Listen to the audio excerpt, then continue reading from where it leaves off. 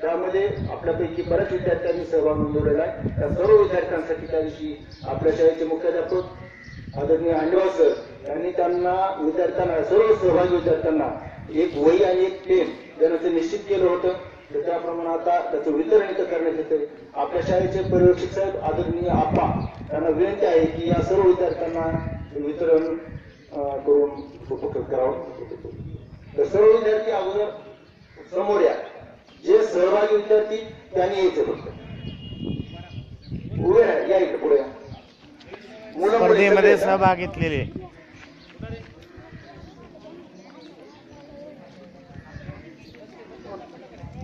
line करा या समोर